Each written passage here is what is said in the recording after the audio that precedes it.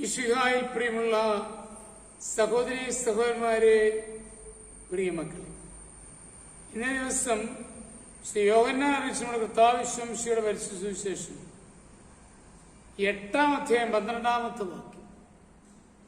Saint John's gospel chapter 8:12. ഈശോ വീണ്ടും അവരോട് പറഞ്ഞു, ഞാൻ ലോകത്തിന്റെ പ്രകാശം.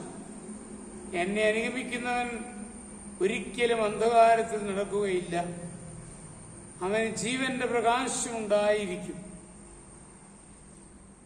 ഒരിക്കലൊരു തെങ്ങിൻ തോപ്പിലൂടെ ഒന്ന് കൂട്ടുകാരുമൊത്ത് നടക്കാനിറങ്ങിയപ്പോൾ കണ്ടത് തെങ്ങുകളെല്ലാം അതുപോലെ നിൽപ്പുണ്ട്, പക്ഷെ ഒന്നിനും മണ്ടയില്ല. നേരത്തെയൊക്കെ ധാരാളം തെങ്ങ് കായ്ച്ചിരുന്നതാണ്, പക്ഷെ ഇപ്പോഴെല്ലാം നശിച്ചുപോയി. എന്നത് പറഞ്ഞു വെച്ചതിന് കാരണം മറ്റൊന്നുമല്ല, പലപ്പോഴും ഇന്ന് നമ്മൾ ഏതൊരു വിഭാഗവും എടുത്തു നോക്ക്,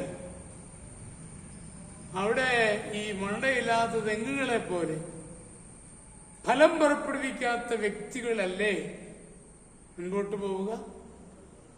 എത്രയെത്ര കുടുംബനാഥന്മാർ ആ പവിത്രമായ ജോലി വിട്ട് അവരുടെ ഇഷ്ടം പോലെ ജീവിക്കുന്നു. എത്രയെത്ര യുവതി യുവാക്കൾ നൽകപ്പെട്ട മൂല്യങ്ങളൊക്കെ കാറ്റിൽ പറത്തിക്കൊണ്ട് ഞങ്ങൾക്കും സുഖിക്കണം, ഞങ്ങളുടെ ജീവിതമാണിത് എന്ന് പറഞ്ഞുകൊണ്ട് നീങ്ങുന്നു. കാര്യം ശരിയാണ്, ഞങ്ങൾ കത്തോലിക്കരാണ്, ക്രിസ്ത്യാനികളാണെന്നൊക്കെ പറയുമെങ്കിലും പലപ്പോഴും ആ മൂല്യങ്ങളൊക്കെ കൈവിട്ട്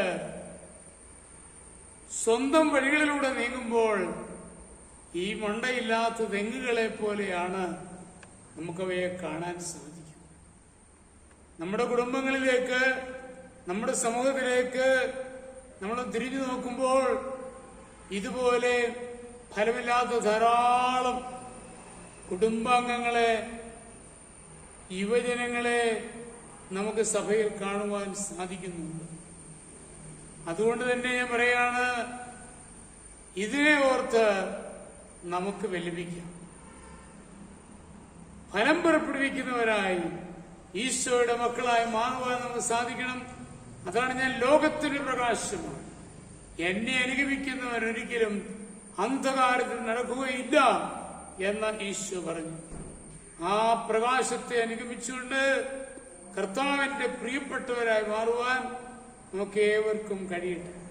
നമ്മൾ കർത്താവിശ്വമിശിഹായുടെ കൃപയും പിതാവായ ദൈവത്തിന്റെ സ്നേഹവും പരിശുദ്ധാത്മാവിന്റെ സഹവാസവും പരിശുദ്ധ അമ്മയുടെ മധ്യസ്ഥതയും നിങ്ങളെല്ലാവരോടും കൂടി ധാരാളമായിട്ടുണ്ടായിരിക്കും, എപ്പോഴും എപ്പോഴും എന്നേക്കും. ആമേൻ.